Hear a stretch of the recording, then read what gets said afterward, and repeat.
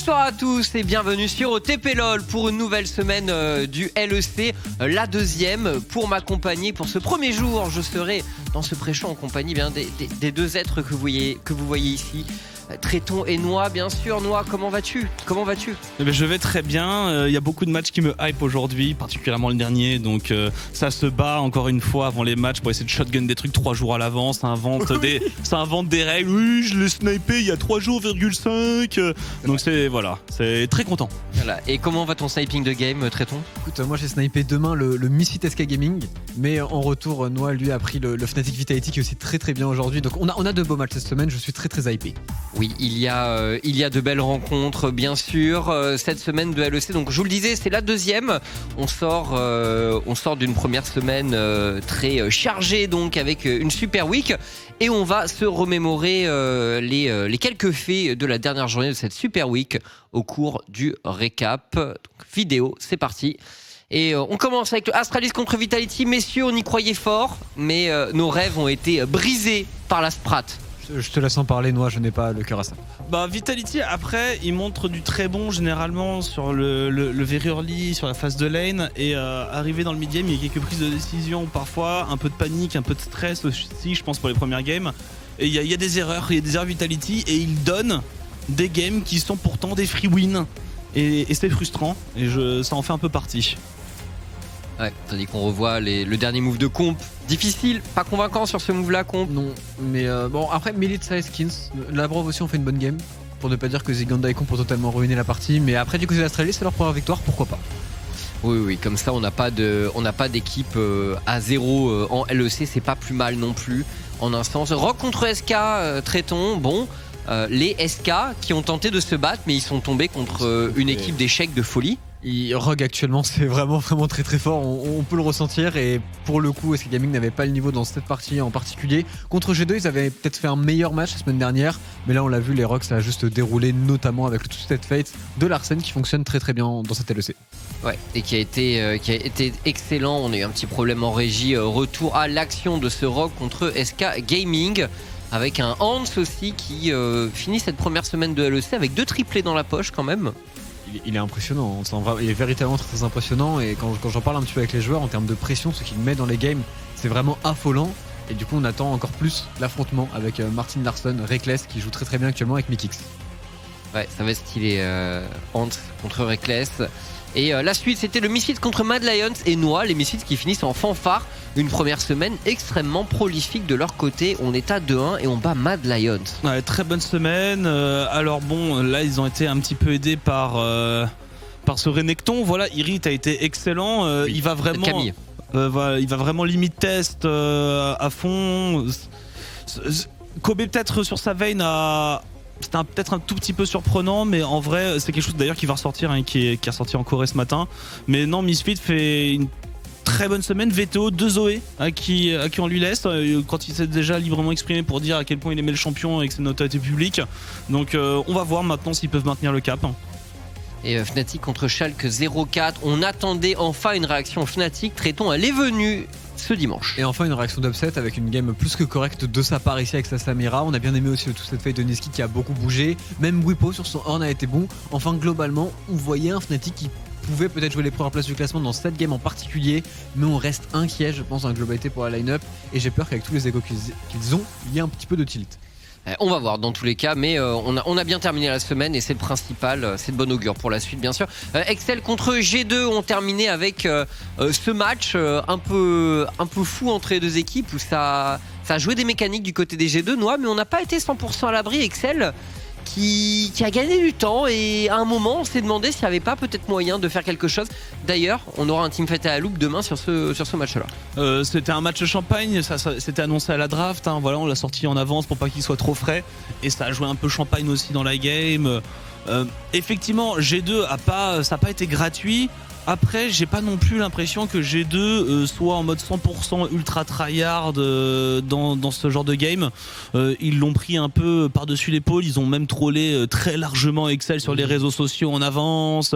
Ils ont pré-shot leur victoire à 3-0. Après, pour un peu nuancer ce que tu dis sur prendre la game un peu genre avec une des résolutions qui a été prise par l'équipe et qui a été dit plusieurs fois en interview, c'est d'abord assurer les playoffs. Donc y aller vraiment jusqu'à ce que les playoffs soient assurés, et après peut-être un peu relâcher la pression, tenter plus de choses, essayer d'être un peu plus champagne. Mais sur le début du split, la mentalité G2, c'est vraiment pas de YOLO. Alors je suis peut-être un peu trompé par toute la com qui est autour, effectivement, Qui est leur com. qui tend à amplifier un petit peu ce côté foufou pas sérieux de G2. Quand on rajoute en plus avec ça les tweets de Grabs et compagnie, ça fait beaucoup. Donc effectivement, peut-être que ce qui est montré à l'intérieur du jeu, c'est pas ce qui ressort sur les réseaux sociaux.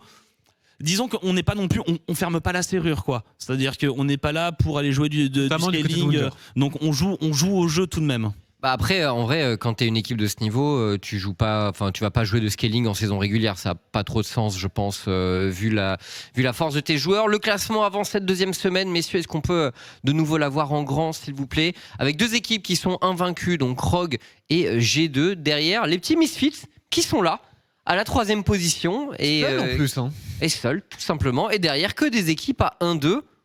Alors, pour moi, ça semble relativement logique. Alors que Misfits soit aussi haut, c'est tout de même surprenant, mais c'est notamment dû à la très très bonne performance de la Zoé de VTO et aussi à Erit, je pense. À voir si ça va continuer comme le disait Noah un petit peu plus tôt. Et globalement, G2 Rogue, c'est largement au-dessus, je pense, en termes de niveau de jeu des deux côtés, avec un style assez différent tout de même, mais ça reste largement au-dessus. À voir si une équipe pourra aller les contester. Et après, bah, t'as tout le monde qui est à égalité. C'est pour ça que c'est pas si mal que Astralis ait pris une game, parce que du coup, vraiment, on a ce côté en LEC où c'est très très serré, un petit peu comme en LFL au final. Après, je dirais que dans la mêlée, il y a tout de même des équipes, même si il y a tout le monde à 1-2, alors déjà tout le monde n'a pas eu effectivement le même calendrier. Il y a des équipes clairement qui ont paru en difficulté avec des erreurs et qui doivent confirmer sur leur victoire que on est une bonne équipe. Et après, pour moi, il y a des équipes, je peux penser à SK Gaming, à Mad Lions par exemple, qui ont montré du meilleur dans ces équipes à 1-2. Je suis d'accord. Ouais, après il y a eu des throws aussi du côté de certaines de Bien ces sûr. bonnes équipes. Bon, on verra de toute façon, on a eu que 3 matchs de jouer, donc il y a encore énormément de choses à faire et à révéler dans ce LEC Spring 2021. On va passer à nos sujets du jour. Tout d'abord, le patch 11.2 qui sera le terrain de jeu de cette deuxième semaine de LEC. Alors, on vous a pas tout mis dans les assets et on va parler de quelques trucs qui n'y sont pas, mais grosso modo, voilà, on voulait vous donner la direction. Ce patch est un commencement puisque le 11.3 a été annoncé et je pense qu'il bouleversera encore plus le jeu puisqu'il a été plus deep au niveau des items qui ont été changés, mais on verra bien sûr lorsque le 11.3 arrivera dans nos contrées. Donc, du côté des nerfs, sur ce patch 11.2, à noter donc le petit nerf d'Akali, le changement sur Olaf, qui du coup alors a plus de lifesteal mais moins de synergie avec les viscérateurs / Gordrinker. Il sustain moins quand il est au live, il sustain plus quand il a plus d'HP, et du coup avec le Gordrinker forcément c'est un véritable nerf. On a aussi les shields qui sont un petit peu moins forts du côté de Ivern, moins de ratio AP, et la Zoé, tu voulais nous en parler par rapport aux items qu'elle peut drop maintenant, ça a quand même pas mal changé. La rédemption. Ouais, complètement. Alors plus de rédemption possible pour Zoé, qui tout le monde trouvait que c'était vraiment un truc game breaker. Et ce qui est intéressant à côté de ça, c'est qu'on pourrait se dire ah mais il rajoute plein d'items, du coup c'est peut-être pas forcément tant un nerf que ça, mais en réalité quand vous regardez, s'il y a plus de choix sur les drops, s'il y a plus de potentiel, ça veut dire que vous allez dropper moins d'ignite, de heal, de spell, de flash, de spells de ce genre qui peuvent changer la donne sur la lane, parce qu'entre nous, on drop une Yumu par exemple. C'est pas un Anduin, on s'en fout. Ça va pas changer grand chose pour Zoé. Donc vraiment, il y a un nerf, il y a un vrai nerf pour Zoé. Alors, c'est ce petit côté Omnistone aussi où c'est un peu plus aléatoire. Enfin, oui. Voilà, c'est un peu plus aléatoire et donc c'est moins facilement contrôlable sur des gros timings où effectivement tu sais que si tu as une chance sur 2 de drop ou une chance sur 3 de drop une rédemption et que derrière ça te remet, parce qu'en plus il avait nerfé, ça te remet avec full life, ça te remet full life, c'est l'enfer quoi. C'était vraiment beaucoup trop fort. Et après évidemment le petit nerf de la Gale Force qui passe avec l'actif de 60 secondes à 90 secondes. Ça va changer très tôt. Ça va beaucoup changer, les équipes vont surtout commencer à la timer la Gale Force, parce que 1 minute 30 c'est un truc qui se time, 1 minute c'était un peu chaud de timer je pense avant, mais du coup peut-être plus de Kraken du côté des ADC, c'est tout à fait possible de changer un petit peu de stuff. Également du côté des nerfs, on a eu quelques changements. Alors, on en parlera à la fin après les buffs, mais des changements sur les items tank notamment qui sont assez intéressants. Du coup, au niveau des buffs, on a choisi de se focaliser principalement sur ces champions-là. Senna, qu'on risque de revoir, qu'on a déjà revu en Corée. La Senna craquée. Ouais. La fameuse. La LeBlanc qui a été up aussi et qui va peut-être faire un peu bouger la méta sur la mid lane. Varus, j'y crois pas on trop. en a eu une la semaine dernière, messieurs. On en a eu une, et là il y a effectivement il y a le Varus. J'y crois pas trop. Par contre, du côté de la Corée, on a pu voir du Nocturne mid qui lui Qui a été up. est remonté un petit peu aussi dans les prios. Donc à voir, on a eu le fameux, alors ça n'a pas marché, hein, le Nocturne Rumble Lilia qui est assez rigolo. Ouais. Le DRX. Il y a eu un gros buff aussi sur Dr Mundo. Alors c'est pas le champion, on l'a pas mis là parce Il est que vraiment énorme le buff. mais le buff est huge et quand on regarde, il y a pas mal de junglers qui commencent à le jouer en solo queue. Donc si jamais on a une draft, on a beaucoup de ban jungle et pas mal de dégâts AP d'un côté, peut-être qu'il y a moyen, on verra en fonction, mais ça paraît pas non plus totalement délirant. Avec le gantelet givrant. Ça paraît pas impossible, on aura Marex aussi ce soir, donc je pense qu'il pourra nous parler directement du pic de Mundo. Il le spam actuellement en solo queue et c'est vrai que ça fonctionne plutôt bien. Et après, petit up de Azir avec une seconde de moins sur le Q-spell. Est-ce que ça va être suffisant? Je sais pas, mais surtout un petit peu pour dire regardez les joueurs midlaner, il y a le Azir qui est jouable et ça pourrait être repris par des joueurs comme Larsen, etc. Ouais. en LEC. D'autant plus qu'on en a vu en Corée des Azir, même aujourd'hui, Chovy l'a joué, Faker l'avait joué la semaine dernière, donc c'est BDD l'avait joué aussi récemment, donc en Corée c'est pas un must pick, mais on commence à en voir un peu plus tout de même. Il en faut peu pour nous donner à certains joueurs une bonne raison de jouer Azir. C'est genre, ils vont poke la tête de leur coach, hey, redonne-moi Azir, redonne-moi C'est Azir. vraiment ça en plus, hein. C'est des petits pages de Riot qui font souvent ça pour Oui. juste dire le champion existe, regardez. Traitons, tu voulais nous parler également d'un changement qu'on n'a pas mis dans les assets là, mais Shurelia versus le Turbo Shem Tank et les items tank en C'est ça. général, il y a eu des changements. En fait, il y a eu des gros changements par rapport au support notamment, parce qu'il y a donc le Shurelia qui maintenant beaucoup plus pour les supports AP, il donne beaucoup moins d'HP, 150 de moins je crois, et il donne par contre beaucoup plus de puissance. Donc typiquement, si vous voulez jouer Bard, si vous voulez jouer Rakan, ça fonctionne très très bien en termes de synergie. Par contre, sur Alistar, on le voyait beaucoup ce Shurelia, faut plus du tout le faire, et on va plutôt partir sur le Shimiko Turbo Tank, Shem machin, Tank, qui maintenant a de la CDR au passage en passif. qui a de la CDR et qui coûte 400 gold de moins. C'est passé de 3200 à 2800, donc c'est un véritable item support en mythique qu'on risque de voir beaucoup. C'est glorieux sur Rel. Ah, c'est justement sur elle, je pense qu'on le verra sur Alistar, on va le voir aussi. Hein. Messieurs, passons désormais à voilà, un petit truc sur lequel on avait envie de s'arrêter. Bien sûr, on n'a pas encore un échantillon de game colossal en LEC, mais tout ce qui est win rate, blue side, red side, on sait que c'est toujours une discussion. Et il y avait d'autres chiffres qui étaient intéressants, notamment sur la propension à prendre le premier Herald du côté de l'Europe. Premier Herald pour le blue side, en général, 60% du temps. Et il faut savoir que de l'autre côté, du coup, c'est le red side qui prend 60% du temps le premier dragon. Donc vraiment, en Europe, on se partage dragon et Herald. L'équipe qui a le Herald n'a pas le dragon et inversement. En tout cas, sur les chiffres, c'est ce qu'on peut noter. Et là où c'est beaucoup plus équilibré, finalement, du côté d'autres régions. À voir comment ça va continuer, mais je pense que c'est vrai que ce split de cartes, on le voit assez souvent. Et c'est quelque chose de logique qu'on voit aussi en NFL, qu'on voit partout en Europe actuellement. C'est vraiment une équipe se concentre sur Drake, une équipe se concentre sur les Gold, sur le héros de la faille, sur les tourelles, essaie de snowball et qui va le plus vite, plus ou moins. Ouais. Voilà, mais bon, on verra encore à ce niveau-là. Mais ce qui est intéressant, c'est que le blue side est aussi souvent le Herald. Est-ce que c'est une question de draft? On va essayer de creuser un peu à ce Il y niveau. a aussi la position du jungler aussi un petit peu tout de même, je pense, parce que c'est sûr que Accès plus ouvert Voilà. au blue side sur le Herald, accès plus ouvert T'as au un dragon Graves, sur le red t'as un side. Graves qui fait le dragon red side. Bon, quelqu'un arrive, tu dash out, t'es quasiment sous ta T1 avec ta Duelen qui peut décaler avec un blasting cone. T'es de l'autre côté, la porte de sortie elle est beaucoup plus dure, quoi. C'est-à-dire que si t'as pas la prio, c'est des trucs que tu peux pas contester, alors que tu peux parfois, il y a des petits timings où tu te dis j'ai pas trop la prio, mais en vrai c'est pas si dangereux, il y a peut-être un back sur la mid lane, donc il y a aussi ce genre de tentative pour moi qui influe beaucoup sur les pourcentages. Ouais, mais après, je pense que la draft, notamment la draft bot, a pas mal à voir là-dedans. Oui. Donc, et un truc intéressant, c'est que j'ai fait un peu le bilan de tous les match-ups de support aussi. Il y a très peu de match-ups de support qui se sont répétés dans le courant de la première semaine de LEC. Donc, on a eu énormément de match-ups différents. C'est pour ton plaisir, ça. En fait, il y a beaucoup de changements qui sont jouables tout simplement et c'est super cool en support actuellement. Tu peux jouer beaucoup de choses. Il y a Rel en plus qui est arrivé qui amène un peu plus à la méta, le Galio qui peut être jouable un petit peu de partout. Donc pour le coup, je suis plutôt content. C'est l'un des rôles peut-être où il y a le plus de possibilités. Là où Jungle, ADC notamment, c'est très fermé. C'est plus Top lane, je pense qu'il y a des choses à faire aussi. En Europe, il y a beaucoup de pics ADC en fait. En Europe, entre les Sivir, les Kalista, etc. Je trouve qu'en Europe, on a été un peu plus garni que d'autres régions où c'est Samira, Felios et bon, une fois que t'es déjà sorti de ces deux-là, et Kaisa, Et un peu de Jhin. Nous, on a Kaisa peu de pour Jhin tout le monde. aussi. On a Kaisa pas mal pour- de Jhin nous aussi quand même. Avec On les a des places. jeans. On a des jeans, superbe cosplay bien Arrête sûr. Carnage. Et Carnage ne s'en remet toujours pas. Et donc voilà, il avait envie de vous repartager ce cosplay Séraphine de Twix. On va C'est l'émotion. passer à l'agenda de la journée, messieurs. Et donc, qu'est-ce qui nous attend au menu pour cette première journée de la deuxième semaine du LEC? On commencera avec un Mad Lions contre Excel. Puis Schalke 04 contre les SK Gaming. Traitons, ça passe pour SK? Moi, je pense que ça passe pour eux. Après, pour le coup, je suis pas du tout objectif, mais Blue contre Abedague, par contre, je demande vraiment à voir. Et la vraie question pour moi de la journée, c'est le G2 Astralis. Est-ce que G2, alors on dit qu'ils jouent sérieux, etc. Mais est-ce qu'il n'y a pas moyen qu'ils mettent en 0-20 Promiscu et que le but de leur game soit d'exploser Promiscu? Et on va voir. Moi, je veux voir ça du côté G2. Je serais archi fan d'une telle stratégie, ce serait juste miraculeux. Ce serait rigolo, je te rejoins là-dessus. Le Misfits contre Rogue qui nous attend également, avec des Misfits qui sont un peu la surprise de la première semaine avec leur 2-1 contre des Rogues qui ont montré à quel point leur macro était solide. J'ai un mot pour toi. Dis-moi. Bot diff, GG. Ça risque. Après, attention, parce que Vendeur, on l'a enterré, il a fait des games de fou. Oui, bon. Certes.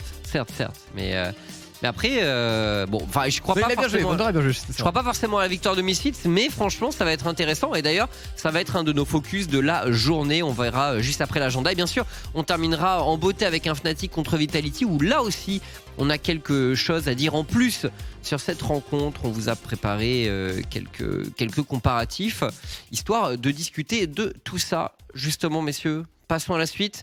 Passons à ce focus. Passons à Misfits contre Rogue, où on va aller un peu plus loin sur la différence entre les deux équipes et on va comparer un peu les stats. Regardez-moi ces stats de toute beauté du côté des Rogues. C'est solide. On voit que ça joue l'euro de la faille, ça joue beaucoup les golds du côté des Rogues. Et avant les 15 buts, 3500. Bon, alors ils ont 3 wins, certes, mais ça reste un écart vraiment monstrueux. Noah, un commentaire? Rien à dire, hein. C'est une domination totale de la phase de lane. Mais c'est pas mal aussi du côté des Misfits, qui sont aussi en général devant sur les Herald en moyenne dans leur 2 games sur 3. Et qui ont également une bonne présence au niveau des dragons. Va y avoir contestation quand même de la part de Misfits. Contestation, et côté Misfits, ça a très très bien joué sur le top side. Donc c'est le top side, Irit et Razor sont bien dans leur game. C'est pas si simple d'aller leur ship un héros de la faille aussi facilement. Et ça va être un véritable test d'ailleurs sur la top lane du côté d'Odo Amné, puisque faut tenir ce genre de rookie comme Irit.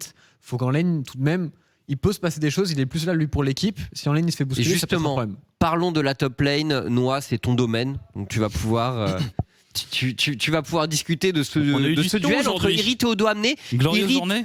Le surdoué mécanique, et Odo Amné, la stabilité, l'expérience, un joueur très très polyvalent. Qu'est-ce que tu penses de ce duel? Odo Amné, il a joué en weak side pendant une année entière quasiment, donc je dirais que c'est dans ses cordes, hein. Si jamais on doit le laisser sur un truc un peu tranquille et avec Irit sur un gros match-up qui va essayer de snowball, je pense que Odo Amné peut jouer passif sans prendre trop de pression. Non, moi c'est plus avec l'apport de la jungle, effectivement, où je me demande si Razork, j'attends qu'il confirme à chaque game plus ou moins qu'il est son état de forme. C'est un truc, c'est qu'il y a quand même des variations. En tout cas, on en a connu des variations, et il a aussi ces quelques petits pics. Un peu de confort, un peu chelou, un écho qui traîne par là, un truc comme ça. Donc c'est aussi là-dedans, parce que je pense que Odo Amné est assez polyvalent pour tenir un Irit et a assez d'expérience. Tu penses quoi du match-up Tréton sur la top lane? Il y a moyen que Irit le bouffe. Maintenant, il faut vraiment qu'il soit dans un très très bon jour. Il l'a été dans la première semaine, donc pourquoi pas. S'il y a un top laner qui peut faire bouger, de toute façon, les vétérans, c'est Irit, je pense. Irit, on l'a vu, hein, mais vraiment impressionnant la semaine dernière. C'est un des joueurs sur lequel on va garder vraiment un œil très attentif, je pense, sur cette deuxième semaine. Et on voulait également parler du duel, bien sûr, de la mid lane VTO contre peut-être le mid laner qui a été le plus solide de la première semaine, Larsen. Gros défi pour VTO qui a été bougé en lane notamment par Niski. On se retrouve face à un Larsen que ses coéquipiers ont qualifié de showmaker après son match avec Twisted Fate. Qu'est-ce que t'en penses, Tréton, toi qui es un hater de Larsen et un lover de VTO? Je vois pas de quoi tu parles, je suis pas du tout un hater de Larsen, voyons. Quel menteur. Mais 36 de KDA, en vrai, ça force le respect. C'est juste 10 fois plus que VTO. Oui, mais par contre, kill plus assist à 15 Il minutes, est mort une seule fois, je crois. Il est mort une seule fois, et c'est Blue qui allait le chercher à la fin de la game. Et j'ai envoyé un message, je l'ai bien remercié sur Twitter. Merci à toi, Blue, d'être allé. La phase est difficile, Noah. VTO, quand même, en gold diff inférieur. Il l'a reconnu lui-même, qu'il a eu quelques petits problèmes sur sa phase de lane. Tu l'as dit, contre Niski notamment. Je crois qu'il y avait un Victor à ce moment-là. Même en vrai, dans la game contre Vita aussi, il a pas vraiment réussi à exister. Et attention à ça, parce que sur une mauvaise phase de lane à la mid lane avec du match control ou quelque chose dans le genre, ça peut très très vite déborder un peu partout sur la carte, ça peut très très vite snowball.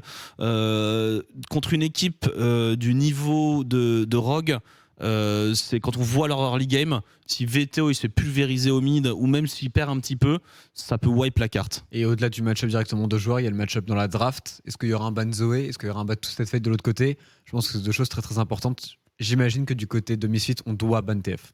Ouais, mais attention parce que Lucian aussi a un pick très favorisé par les Misfits, enfin par les Rogue, pardon. Donc, est-ce que c'est un champion qu'on va aller chercher aussi du côté de VTO si on peut y avoir accès? Voilà, il y a ce genre de questions. Il l'a traîné en solo queue, il a beaucoup joué Lucian en solo queue, donc VTO est capable de le jouer normalement. Ouais, donc on pourra avoir peut-être une première mouture de ce Lucian. Aujourd'hui, on va passer désormais au deuxième match focus de la journée. Je vous le disais, Fnatic contre Vitality, deux équipes qui ont été en demi-teinte la semaine dernière, un game time très différent entre les deux, une Goldif à 15 très différente entre les deux, vraiment un affrontement dont on attend. Alors, ce qui est impressionnant quand même, c'est que Vitality, les deux fois où ils ont été devant à 15 minutes, ils ont perdu la game.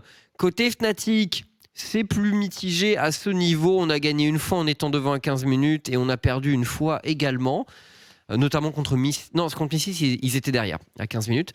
Mais voilà, bon, il y a tant de choses à dire sur ces deux équipes. Les early game Vitality sont bons, mais en mid-game, on a du mal à développer son jeu.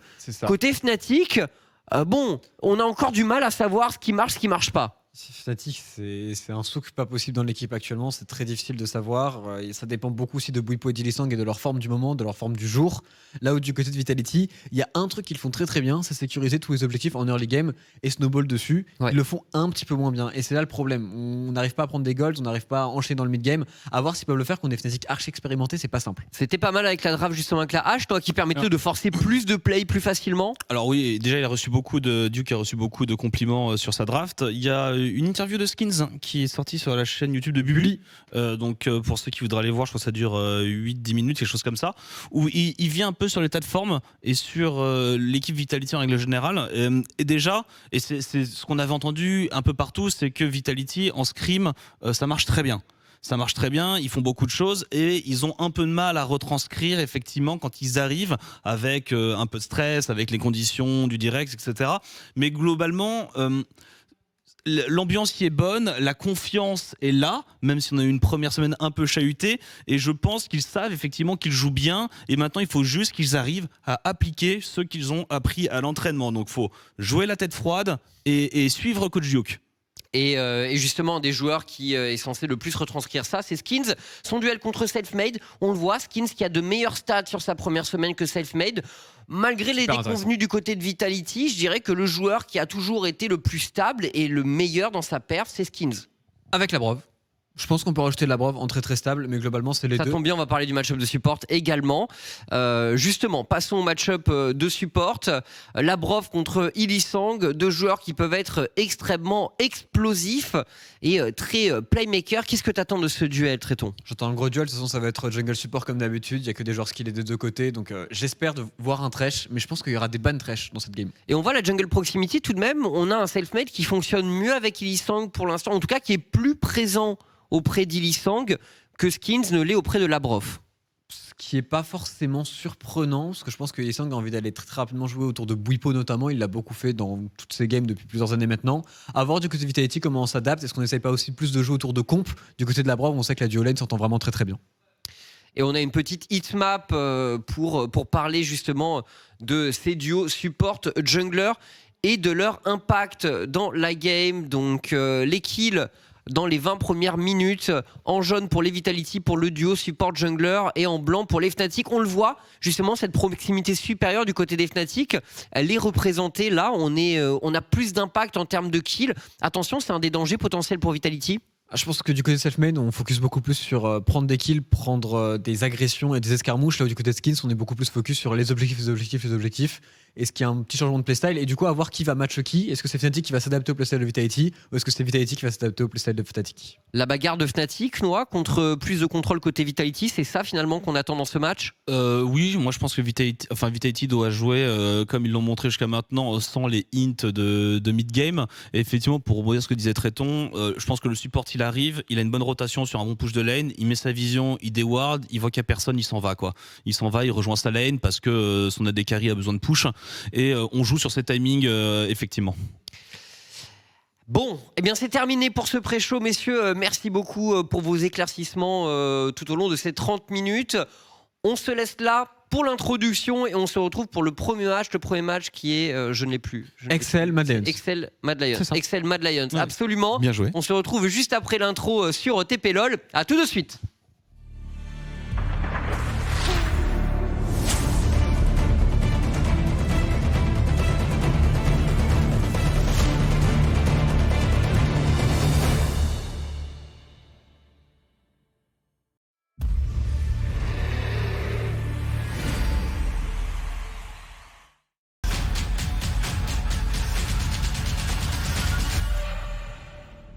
Southend trying to do the 2-1, they just rips them to shreds. Absolutely mauled by the Gore Drinker. Olaf definitely looking really strong. They're now just going to mow through the entire Mad Lions lineup. 28 kills to 9, and Misfits take any hope Mad Lions had. So far, the start of the season is a bit of a bad dream for Fnatic. All the roster we had, losing was something unacceptable. But right now I feel like even if we lose, we always try to find solutions and not to think that it's the end of the world. Self-mint, now another one kicking off the mid lane. Gilius running from the hills. Oh, He's just buying time. Oh, he mistimed it! Oh, he stands still. He knew he mistimed it. Oh, there it is. He timed it right this time. This time he got it. The atmosphere that brings Upset and Niski is something that I missed very much since my Unicorns of Love days. Be careful, it's a DPS check up against that Olaf. And I don't know if he wins this one, but it looks like he just might. The double dash out to save it. Humanoid leaping forward, looking to get one. That's the double kill coming in for Elyoya and the dragon to follow. I think I am my biggest obstacle, like my mental. If I can get over it, if I train harder than the others, I'm gonna beat them. To be the best, you for sure need talent and you need to have the motivation to never give up. Left alone without the rest of the team, Astralis are running in the killer instinct from Kazi! The double kill! Continues to chase down White Knight. That's the triple! This year is gonna be one of the best chances that I've had to get on top. I had to do it in NA first, but no, I want to do it in Europe as well. So. Cloud9 waited 6 years, and they will hoist the trophy again. When I left back in 2018, I think it was, I was a top 3 mid. Niski potentially now in front of the tunnel man. The ult flashes in the middle of the team. Now looking to fire back to Tom Kent's there to save the day. Niski. Oh! Run, but he gets one. Oh my God! 1 versus 5 and Niski gets 2 kills. But no, I think I can be on the top with Caps. I think with Fnatic we can be a top team, and I will make sure that I'll be a top millionaire as well. Fnatic is definitely weaker because Reckless was such a huge part in their success. I think over time, they will be good, but probably not better than before.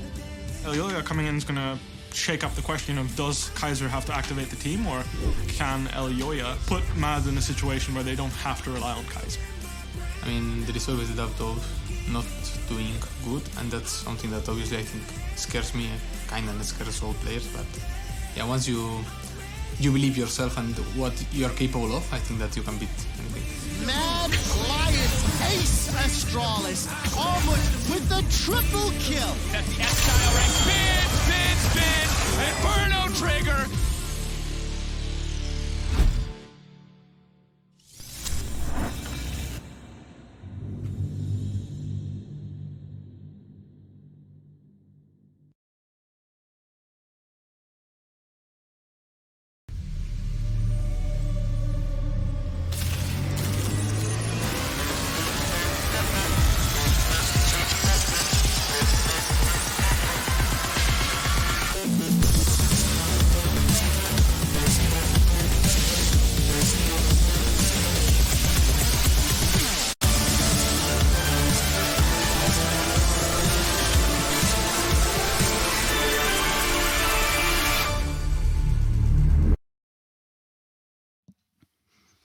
Bonjour à tous, rebonjour et bienvenue dans le coup d'envoi de la deuxième semaine de compétition, la compétition européenne avec un premier match, Excel eSports contre Mad Lions en compagnie de Marex. Comment ça va? Et salut à toi Noah, bonjour à tous, on se retrouve pour une belle journée de LEC, que des affiches qui font plaisir, un beau match d'ouverture avec des équipes qui doivent un peu confirmer la semaine dernière, quasiment toutes les équipes sont en 1-2, dont ces deux-là.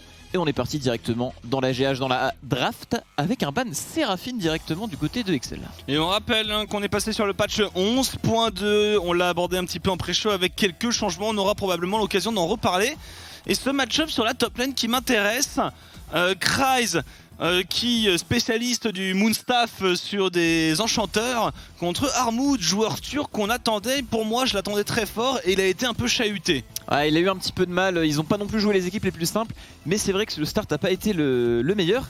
Et là il y a quelque chose qui me fait plaisir, c'est pas le fait qu'il soit ban, mais le fait qu'il ait de la présence. Le Ryze qui est banni, première rotation de ban. Le Ryze humanoïde, il est monstrueusement fort sur ce champion. Il nous a régalé quand c'était son année de rookie. Un Olaf de ban, malgré les nerfs, ou le petit nerf, ça reste un champion top tier. En LEC, ouais, les Talia et les TF qui ont du mal à passer la phase de ban, bien évidemment. Bien utilisé, ces pics sont sans doute les meilleurs de la méta. Et la Kai'Sa First Pick, un classique qu'on voit de plus en plus. Finalement, on dévoile pas grand chose, on sécurise un pic fort. Oui, c'est archi top tier, peut-être l'AD carry qui a le plus de présence dans le monde actuellement. Je pense que ça mériterait une confirmation. Qu'est-ce qu'on va avoir pour les Mad Lions en réponse à ça? Peut-être sécuriser le jungler avec les bans qui ont... Le Grace qui est toujours open, qui est un peu plus joué en LEC. On l'a vu qu'il avait été, il y a eu de belles performances dessus, même si ça fonctionnait pas et que ça apportait pas toujours la victoire, le pick marche toujours très bien. On prend directement la DC, du coup on sécurise, et la Orianna en blind pick mid, un bon choix, un bon pick pour humanoïde. Oui, et puis il a une grosse maîtrise encore sur le champion, pareil, ça fait partie de ces champions très connus. Il y a encore beaucoup de choix, il y a toujours une Syndra si jamais pour Checolade on veut essayer de tenir un petit peu le match-up de la mid lane. Le Alistar Kai'Sa aussi qui pourrait être sécurisé assez rapidement. Alors on peut voir des deux côtés qu'on veut pas trop dévoiler son jeu et sa draft. Niveau counter pick, il n'y a pas énormément de choses à faire, on se dévoile pas trop.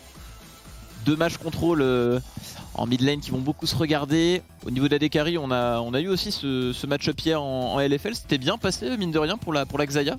Pick qui a aussi un très bon scaling et qui peut faire de belles choses. Là on va devoir commencer à se dévoiler au niveau de la draft.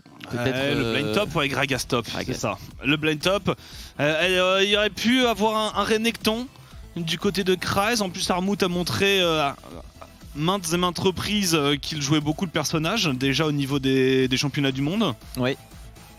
Ce que j'aime bien avec le Gragas, c'est que c'est peut-être en train de devenir le nouveau Renekton en blue side qu'on blind, quoi. Tellement ça paraît fort. Il y a 3 blinds, il y a le blind bruiser Renekton, il y a le blind tank qui est Gragas, et on va dire qu'il y a les deux blind carry qui seraient Gnar et Camille, mais ouais. Gnar il fait tout. Ouais, c'est vrai que Gnar ça fait beaucoup, et le Aatrox qui a beaucoup de présence sur ce split. Qui a juste été nerf d'ailleurs. Ouais. Et on décide de ban Camille, on estime que ce Gragas pourrait être dans la jungle, très intéressant ce ban Camille. Ou au support, potentiellement du côté de Toré. Après c'est vrai que Aatrox aime pas spécialement le match-up. On les a plus vus en support qu'en jungle, c'est vrai. Alors, ban de Rakan. Est-ce que le Rakan fait vraiment peur? Alors oui, il y a le Xayah Rakan. Ce pick Gragas est clairement respecté en tant qu'un gros flex pick du côté de Mad Lions. C'est 2 top laners qui vont sauter. Essayer de mettre Armut dans de bonnes conditions. Il faut que ce joueur arrive un peu à se développer, se mettre en confiance. C'est important je pense pour l'équipe et pour la suite. Allez, le dernier ban du côté d'Excel. Peut-être au niveau de la jungle, et on ban Rel, on ban le Xayah Rel. Alors c'est sûr que déjà Xayah c'est énervant à venir chercher, mais en plus avec une Rel, ça devient mission impossible. Et pic de réintroduction, on va probablement se garder le blind pour le support et aller chercher la jungle pour les Mad Lions. Ouais, finalement cette deuxième phase de ban qui n'aura pas touché les junglers. Hâte de voir ce qui va être joué. Ce sera Leona qui sera sécurisée. Leona, Alistar, très solide dans la méta. C'est sans risque de piquer une Leona. Quand on a les gros carry à côté, il n'y a aucun souci. Un petit Alistar en réponse du côté de Toré. Et dans la jungle, on a gardé le last pick. C'est rare qu'on ait le double last pick pour la jungle de chaque côté. Ouais. Assez particulier. Alistar évidemment. Et en jungle, c'est vrai, les 2 junglers qui sont last pick, c'est fou quand même. Il nous reste quoi? Il nous reste Nidalee évidemment. Il nous reste Graves. Bon, classique. Il y a la Nida qui est open, il y a Lilia qui est open. Qui je pense pour être un bon choix. Et du coup ce Gragas qui finira top. Ce Gragas qui finira top et Lilia Nidali comme tu l'as dit qui sont open. Des deux côtés on a de belles drafts finalement qui ont émergé. J'aime beaucoup. Des deux côtés c'est différent mais ça fonctionne. Et ce sera Ivern. Ah là là là là. Donc dans la jungle. Et le Aatrox c'est top. Parce on a eu des events pour l'instant mais ils ont été que Moonstaff, ils ont été que sur la top lane. Et donc on a tout de même, alors pas forcément une pure AD centrique mais on a du shield, on a de quoi protéger une Xayah qui va être très dure à venir chercher je pense. J'aime beaucoup le Ivern quand on a un peu ces trois carries là, Aatrox, Orianna, Xayah qui sont très forts dans la constance et qui ont tellement de dégâts, bah le Ivern par dessus c'est vraiment ce qui convient le mieux finalement. C'est un peu les Lulu Janna qu'on ne peut pas avoir dans la méta parce que c'est pas jouable au rôle de support. Du coup on se retrouve avec dans la jungle et finalement je dois dire qu'avec ce pick Ivern j'apprécie vraiment beaucoup la compo des Mad Lions, ça s'emboîte parfaitement je trouve de leur côté. J'attends de voir comment ce Aatrox va réussir à se rendre utile dans les teamfights. C'est à peu près toujours la même mais bon, beaucoup de réponses, des compos qui se valent, très polyvalentes et on est rentré dans ce match.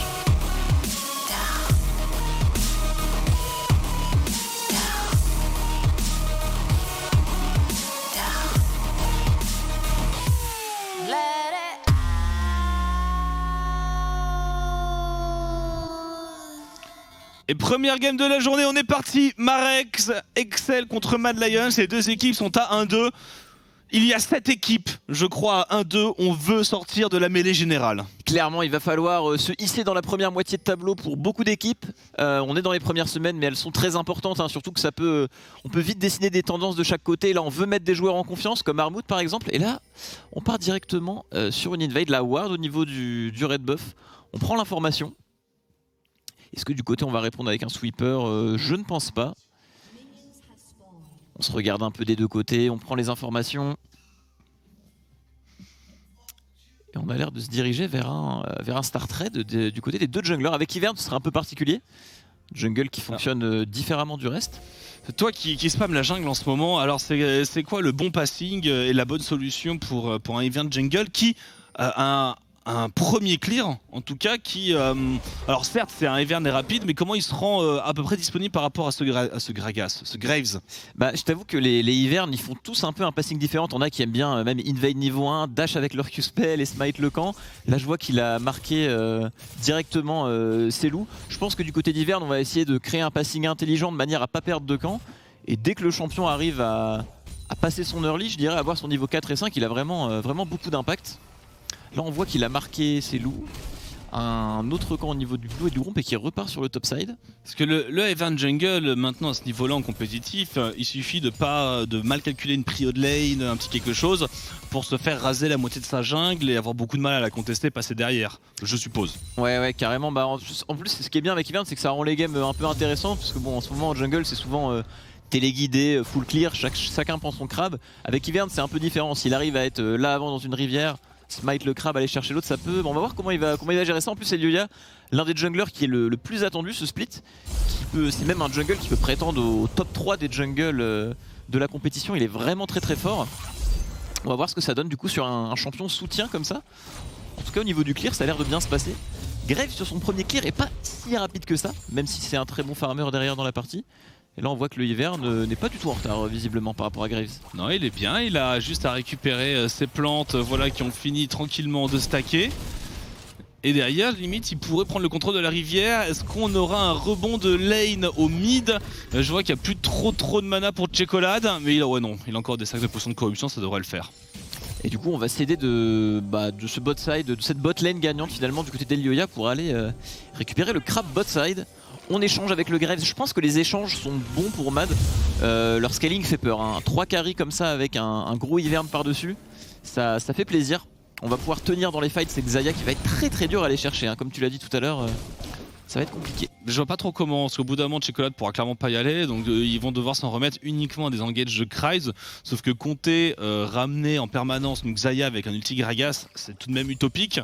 Donc ouais, je suis un peu comme toi, moi j'aime beaucoup cette compo Mad pendant qu'on essaye de disputer ce carapateur, le décalage. Il y a Elioya, il y a Humanoid qui sont en train d'arriver, il faut partir face à cet enchanteur, face à ce Ivern à ce moment-là, et l'agression sur le bot side avec un First Blood en faveur de Carzzy.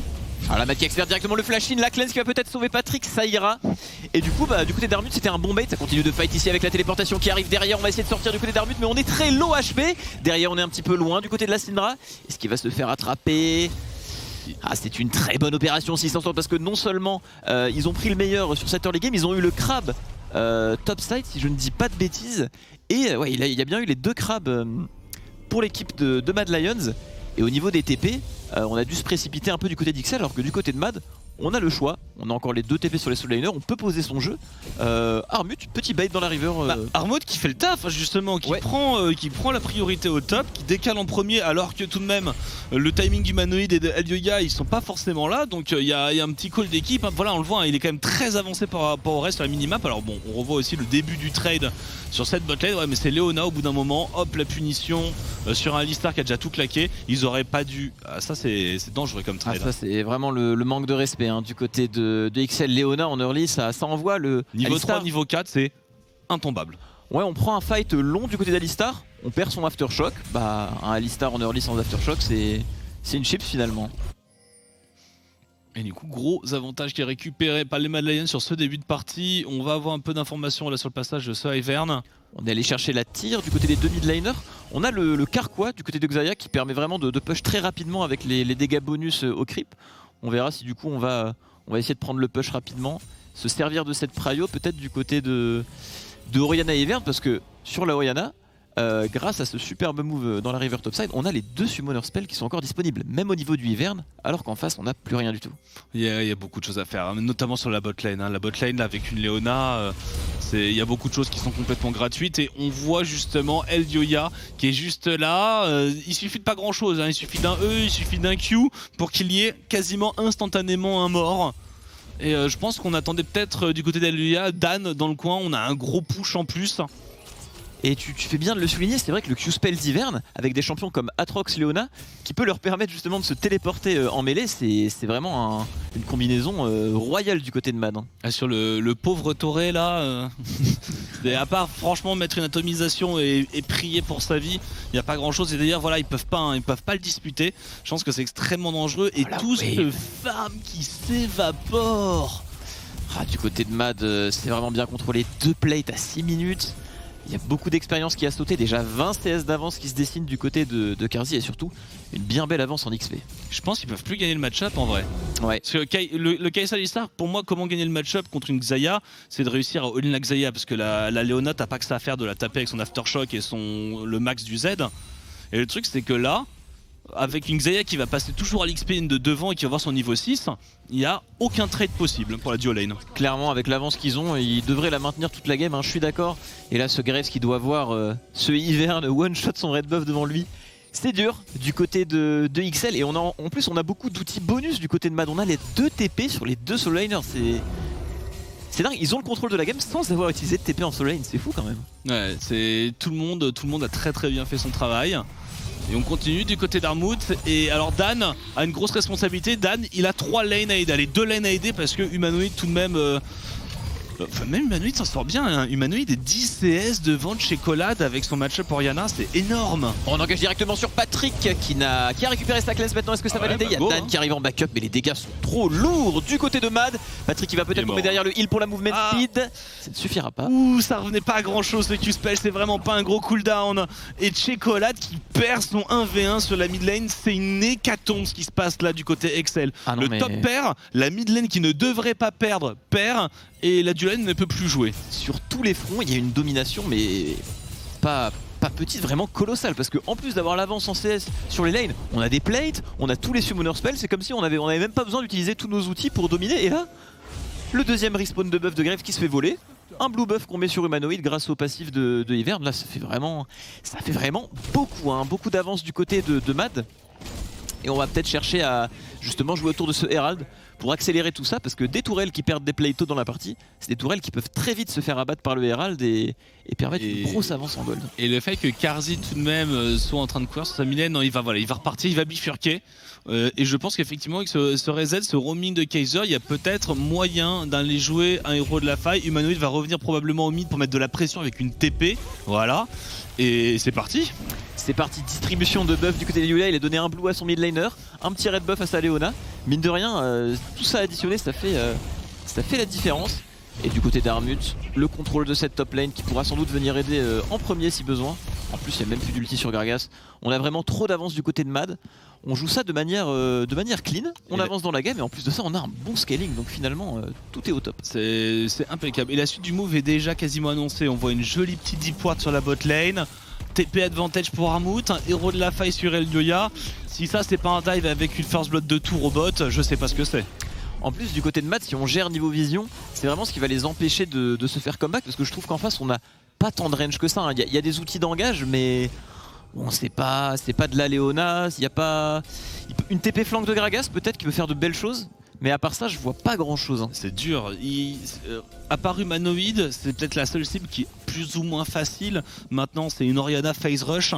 Donc, on sait que ça va aussi très très vite pour certains disengage. Le truc, c'est que sinon, tu ramènes un Aatrox, un Ivern ou une Leona. Et la Xayah, c'est même pas la peine d'essayer. Donc, clairement, oui, là, ils vont être en face d'un mur. Si le Ivern fait son taf, qu'il est au bon endroit au bon moment, il peut à lui tout seul neutraliser les tentatives XL ou au moins les temporiser pour que ce soit pas dramatique. Et directement la shockwave du côté d'Humanoid, mais il y a du backup, c'est peut-être un bait du côté de Secolade. Humanoid est discipliné qui ne va pas aller plus loin. Il arrive à prendre un bon trade en absorbant 3 joueurs sur lui. C'est excellent du côté d'Humanoid et on a toujours le flash. Ouais, mais ça arrive, ça se prépare pour la bot lane. C'est très bien push au top. Là, s'il arrive à crash a wave, Armut, il peut back, faire peser la menace d'une TP bot. Et où ne serait-ce que partir dans le brouillard de guerre, et voilà, un dragon sécurisé. Et là même pour la dual lane Excel, il faut rester caché, hein, il faut rester sous la tour à côté du Graves. Ouais, encore un très bon travail d'équipe hein, du côté de Mad et Elioya qui peut s'exprimer dans la game, qui domine totalement la jungle, hein, tout part de lui. Il arrive à voler les 2 respawns de buff majeurs de Graves avec son Ivern. On est vraiment au max. Puis t'es heureux parce que les laners, quand tu as juste à marcher à côté du buff au passage pour le récupérer et que même tu te retrouves avec des buffs que tu n'avais pas forcément prévu d'avoir, c'est toujours c'est un bonheur. Mais tous les jours les gars, jouez Ivern Jungle, hein, on vous aime tous. Ah ouais, là ils sont là. Et lui là il dit à son teammate, bah vas-y t'as juste à marcher ici, t'as un petit buff, vas-y là. Enfin, c'est la distribution, c'est la cantine. Pour le Aatrox, je pense qu'effectivement ça aide beaucoup dans le match-up. Hein. Ouais, c'est dingue, hein. Surtout s'il arrive à avoir ce ennemi, ça fait... Bon, il y a limite trop de buff, on sait plus quoi en faire. Et du coup, les 2 plates au bot, est-ce qu'on va utiliser cet Herald directement? Ou peut-être plutôt sur la mid lane, parce que sur la mid lane, en plus de générer les golds, etc., ça ouvre vraiment plus la map finalement que sur la bot lane. Un first blood de tour, ça se refuse pas. Ouais. Parce que là, ils ont encore un petit peu de temps pour ce Herald, mais on l'utilise directement. Ça se comprend, et en plus, le pire c'est qu'ils ont même pas concédé le dragon pour avoir ce Herald, ils ont vraiment tout récupéré sur la map. Est-ce qu'il y a une plate du côté des XL? Je crois pas, même pas une plate, hein. Je sais même pas s'ils ont pu auto-attaque une fois les tourelles. Il y a un potentiel de perfect game hein, dans cette partie. Clairement. Ça part comme ça, généralement d'expérience ça commence comme ça et voir en plus, s'il a pas la deuxième charge, s'il vous plaît monsieur Patrick, Patrick. Tu ne pouvais pas faire grand chose contre ça. Bon, on n'est plus à ça près hein, du côté d'XL, mais ouais, c'est clairement dommage. Et je serais curieux de voir vers quoi on se dirige niveau item, parce que là, avec l'avance qu'on a, les premiers mythiques vont peut-être commencer à apparaître. Ce sera sans doute classique, hein, la Moonstone sur le Ivern, Goredrinker sur le Aatrox. Parce que ce Power Spike d'item mythique va très vite arriver et ils vont pouvoir se déchaîner sur le topside, hein, les Mad. Et je vois pas les possibilités de Excel à court terme à part un pur outplay de Kryze. Parce qu'en plus c'est tanky, elle est tellement tanky la compo Mad. C'est-à-dire que même Checolaz il va avoir du mal à tuer des gens. Hein. Ouais. Enfin, le double shield Orianna Ivern, c'est avec le Moonstaff, quel enfer. Ouais, Xayah, comme tu l'as dit, tous les outils qu'elle a avec sa petite Gale Force saison 11, ça fait vraiment beaucoup additionner. Et en plus ils ont toujours tout leur summoner spell. T'es dans le dur Kryze. Ouais, là t'as un arbre face à toi, faut peut-être aller de l'autre côté. Et du coup on s'empare de tout stopside, hein. il reste des plates. On accélère, on veut récupérer les T1 et encore une fois ce blue buff qui saute. Je serais curieux de mettre une loupe sur la totalité de la phase lane d'Humanoid pour savoir comment il arrive à mettre 25 CS à une Syndra sur la mid lane aussi. Ouais. Et c'est pas n'importe quelle arena, c'est une arena qui a été blind pick, qui directement Armut qui se fait dive, qui a essayé de claquer l'ultimate, mais le lock est trop lourd. On n'a pas le Gore Drinker pour turn ce genre de fight. On a quand même les dégâts du côté de XL avec le passif de Kai'Sa, mais à quel prix? Quel prix pour cette agression? Ça coûte très très cher. Ouais. Après, c'est une bonne façon de pas être perfect game. Donc c'est bien, on ouvre le score. On prend un peu des goals, mais oui, ils vont réussir tout de même à défendre un petit peu. Ça remet Patrick relativement dans la game, relativement parce qu'il y a tout de même toujours 2300 gold d'avance en faveur de Carzzy. Ah, c'est vrai que ça reste ok, hein. Le Graves qui a pu récupérer quelques camps. Ouais, Armut qui n'a pas senti ici, il aurait peut-être dû back TP. En plus il y avait les plays qui protégeaient encore cette terre, il a vraiment tout pris. Il y avait en fait toutes les wards sont topside finalement et il avait aucune ward pour le couvrir sur le bot side. Aucun moyen vraiment de voir cette agression, il aurait dû la sentir finalement. Mais bon, c'est pas bien grave, on a tellement d'avance du côté de Mad qu'on peut faire ce genre d'erreur, mais oui, en piste d'amélioration, Armut étant tout de même un top laner qui a pu se faire surprendre pas mal de fois, on aurait attendu, effectivement, en plus c'est un joueur d'expérience qui recule sur ce timing, je suis complètement d'accord avec toi. Mais bon, il va reprendre sa top lane contre son Gragas dans un match-up qui ne lui fait pas peur. Tout va bien, on se repositionne en vue du dragon, je suppose. On va jouer la game logiquement du côté de Mad. Ah, Herald ou Dragon, c'est vrai que les deux vont arriver à peu près sur le même timing. Ouais. En tout cas, le try pourrait être bon s'il doit être fait du côté de Mad, parce que le Herald servira à rien en face avec le retard qu'ils ont. Herald, on a plus beaucoup de T1 à prendre, mais bon, ça fait toujours plaisir, surtout s'ils arrivent à le prendre tard et à le combiner avec un early Nash, on peut vraiment emballer la game à vitesse éclair. Et là, on protège du côté des Yoya, on shadow son top laner, Armut. Cette fois-ci, il y a le backup de ce Ivern. Et Marguerite, et juste on va wave clear. Patrick qui envoie quand même. On joue au cross map, on joue au cross map, la shockwave, humanoïde qui prend un nouveau trade contre Checola de faire du monde de puissance et le flash out d'humanoïde. Rappelez à l'ordre le flash hit de Checola. Et par contre on a un roaming de Kaiser, il a 3 contre 1 Kaiser, il ne touchera pas la lance du Zénith. Kaiser qui est très mal, un ulti tout de même et le flash out, 2 flash, beaucoup de ressources qui ont été mises là-dedans. Et les renforts sont arrivés avec Christ, il viendra couper la retraite, il n'y a plus rien pour cette Léona. Et ce sera un dragon pour Excel. On s'endort un peu du côté de Mad, mid, on se fait surprendre par cette Syndra, on se prend le premier Q-spell, on se sent trop fort derrière, mais Syndra niveau 11 avec un Liandry, même si elle a un petit peu de retard, les dégâts sont clairement là. C'est surprenant quand même les dégâts qu'elle a réussi à coller à Humanoid, parce que Humanoid, je sais pas s'il avait les mercures sur le move, mais il a pris très cher et on récupère le Drake, et finalement... on donne beaucoup du côté de Mad. Marek il a craqué un petit peu là-dessus, ouais. Là, il est venu chercher son duel, je pense qu'il avait envie de jouer, il s'est impatienté, il n'y avait pas grand chose à faire sur ce timing en vrai. Et précis, hein, c'est collé derrière sur le flash Q. On va revoir ça, là à quelques millimètres près il se prend ce Q-spell. Derrière il essaye de turn le fight, mais là c'est très bien ajusté. Les dégâts de la Syndra sont vraiment phénoménaux et là le flash. C'était close, mais ça touche. Et il a mal estimé, hein. Il a juste mal estimé son match-up je pense. Ouais. Parce que oui, s'il arrive à chunk un peu la Syndra, il peut éventuellement s'offrir un avantage pour aller jouer l'éventuel dragon ou héros de la faille. Mais pour le coup ça tombe complètement à plat. Ah, c'est dommage de tenter un peu ces 50-50 alors qu'on a juste à jouer tranquillement et attendre que les ennemis viennent. En plus quand t'as une Xayah t'as vraiment envie que les ennemis soient forcés d'avancer contre toi, contre tes plumes. Bon, on a quand même une belle avance du côté de Mad. On va juste se ressaisir et ça devrait passer, mais un petit peu d'espoir pour XL, surtout qu'on a une avance qui est concentrée sur la Syndra. Et une avance concentrée sur Syndra, on peut avoir lieu à des gros bursts comme ça qui permettent de faire des pick-up. Donc pourquoi pas? Après, c'est sûr que je suis même pas sûr qu'ils aient le scaling. Ouais, c'est ça le problème. C'est le truc, c'est qu'il y a une Kai'Sa, très bien. Mais en face à Xayah, Orianna, Ivern, parce que Ivern c'est pénible, hein, c'est très pénible. Ça va être dur à jouer, une nouvelle shockwave sur Checola, on va essayer juste de trouver du wave clear. Armut qui bourrine ce Alistar, qui va peut-être un petit peu trop loin, il se fait stun derrière. Et Armut encore une fois. Ce genre de petit trade, c'est bien, mais c'est toujours une seconde de trop malheureusement, on commit un petit peu beaucoup. Armut, ouais, il conteste la vision en solo alors qu'il n'a pas la prio bot. Il y a des gens dans cette jungle en train de l'attendre avec des wards et il se fait avoir. Alors on joue de l'autre côté de la carte, mais c'est une assez bonne tempo que sont en train de faire les Excel par rapport à l'état de la partie où on attend l'accélération des Mad. On arrive à tenir, du côté de Mad il faudrait au moins arrêter ce genre de petits débordements. Hein. on a le scaling, on n'est pas trop inquiété dans cette game avec 4000 gold d'avance. Mais si ça continue comme ça et que ces erreurs conduisent par exemple un petit nage du côté d'XL vers 25 minutes, la game pourrait vite basculer. Il faut faire attention du côté de Mad Lions. C'est là où c'est dommage, c'est que c'est pas comme s'ils étaient faibles en side lane avec Armut. Hein. Il y a un Gragas qui a un niveau de moins. Pardon, un niveau de plus, d'accord. Ben voilà. Ouais, Armut ça commence à passer derrière. Ça commence à flancher un peu le Gragas qui a pu beaucoup récupérer en side. Pendant qu'Armut s'est fait catch autour de la mid lane. On a le Gore Drinker après, mais on l'a vu, hein, il peut facilement se faire lock par la team adverse et au final ne pas avoir le temps de l'utiliser. Donc ouais, faut faire attention du côté d'Armut. Le Herald qui est utilisé au niveau de la mid lane. Là, on a un flanking.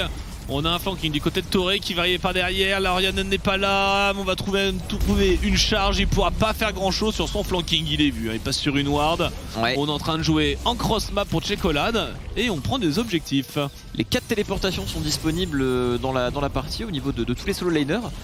Cette pression mid, est-ce qu'on va chercher à décaler bot? C'est peut-être un peu tard hein, du côté de Mad. Il aurait fallu décaler avant. Humanoid qui se fait ramener, qui se fait bump. Est-ce que Patrick va follow up avec l'ulti? Bien sûr que non. Il y a Ivern dans backup. La shockwave qui ne connectera pas. L'ulti Kaiser qui ne connectera pas non plus. Patrick qui turn. Mais les shields de Ivern sont trop conséquents. Carzzy agressif sur cette Gale Force In. On se rend coup pour coup sur cette bot lane. La TP c'est pas suivi encore par Armut. On vient de la voir, Armut qui va TP sur la wave. Est-ce qu'on peut trouver quelque chose du côté de Checolade? La réponse est non, pas de dispersion des faibles.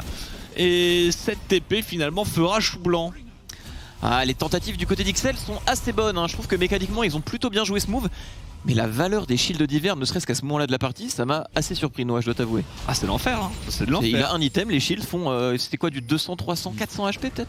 Mais Patrick a été extrêmement déçu de voir ça, je pense. Ouais. C'est pour ça que ça va être dur, ça va être très dur. Ils avaient bien joué le coup, mais ouais.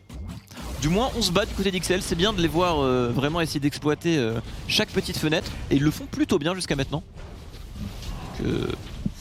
On essaye, mais... Et on va avoir un repop du dragon qui va arriver. Petit dragon des océans, donc pour l'âme. C'est quasiment une fin de game hein, si jamais les Mad Lions s'en emparent.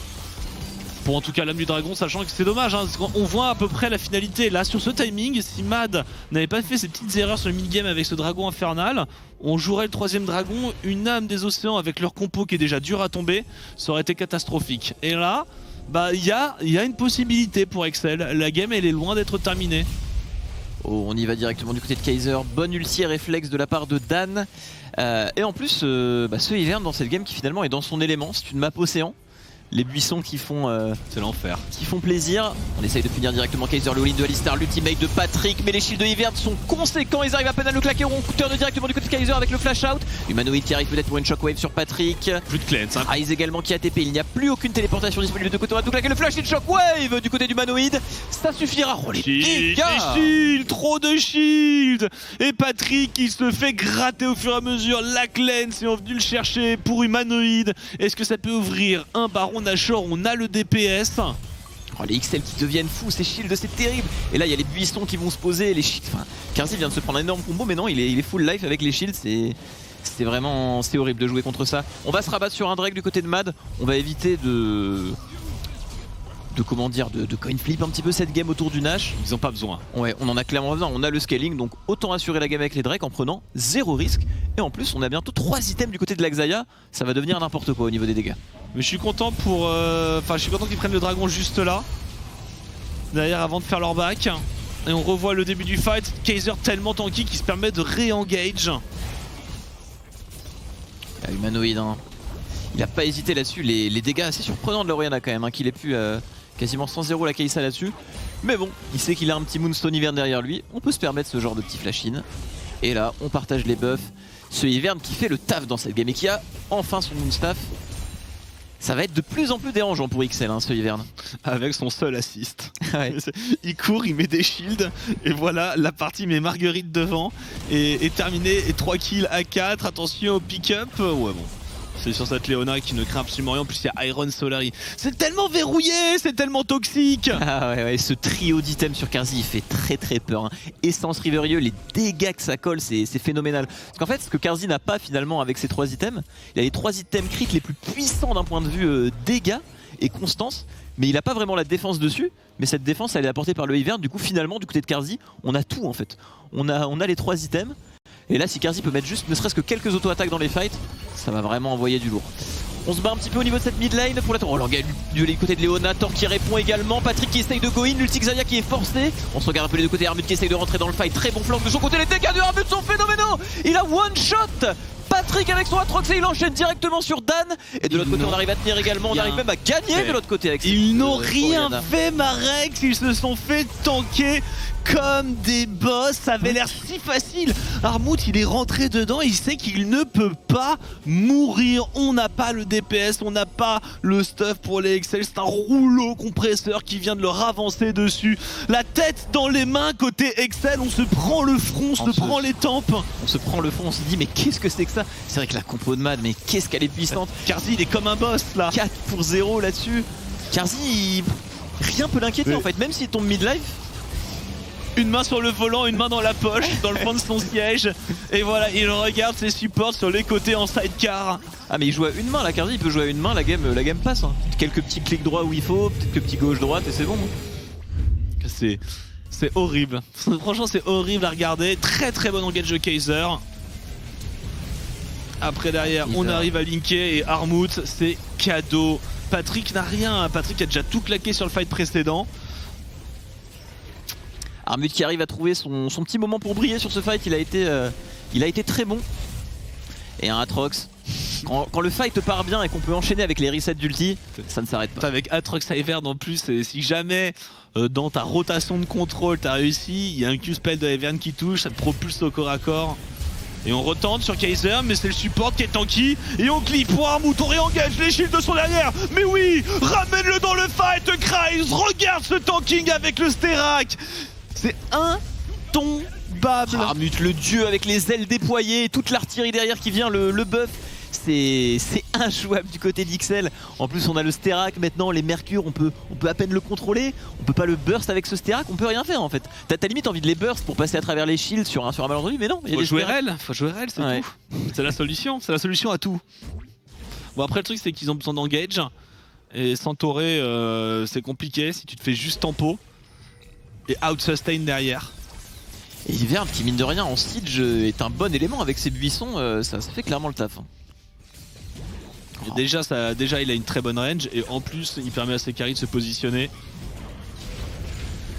Par contre, terrible, hein. On push sur une seule lane, on peut comprendre avec tous les shields. Donc là Patrick vient de prendre un 90% HP. Très bien. Il peut rien faire. Sbire canon est intouchable. Gale Force, 2 autos de Carzzy. Tu rentres à la fontaine. Et il peut se permettre ce genre de move, hein.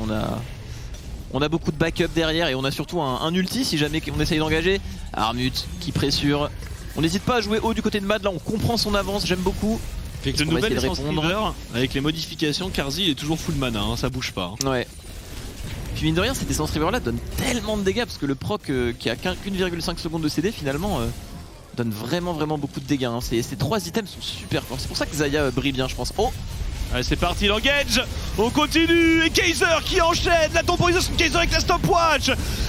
Toré qui tombe. Il ne reste plus que 2 joueurs Excel qui sont en train de faire gentiment terminer. Patrick le flash out. Armut qui continue la chasse. Il a une chaîne, peut-être qu'il va venir le chercher. Avec un petit tipper sous la tour et un deuxième. Double kill pour Humanoid. C'est un wrap. On finit sur un 5 pour 0.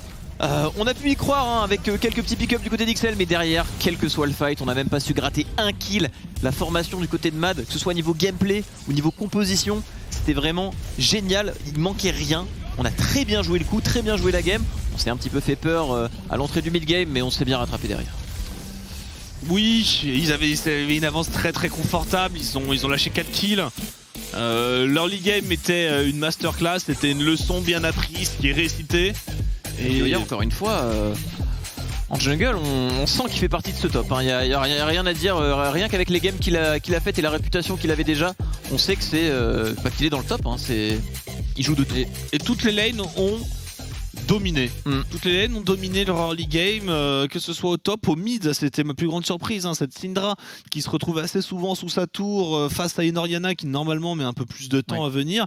Et la surdomination de la bot lane qui est babysit par ce Ivern. C'est vrai qu'ils ont géré sur tous les plans, même Armut, il y a eu des petits débordements parfois, mais sa lane contre le Gragas, il l'a dominé. Hein. Il le mettait sous tour à 10% HP, tout en ayant un TP advantage. Joli du côté de tous les joueurs. Hein. Et du coup, on va tout de même débriefer cette game. On va faire une micro-pause. On se retrouve... Ah, pardon, c'est vrai. C'est vrai qu'il va y avoir une plus grande pause. On fait directement la grande pause de 7 minutes. Et après, on retrouvera Chips du côté du stream Inter qui va parler des Frenchies en compagnie de Shox. Donc voilà, pause et on revient pour la suite.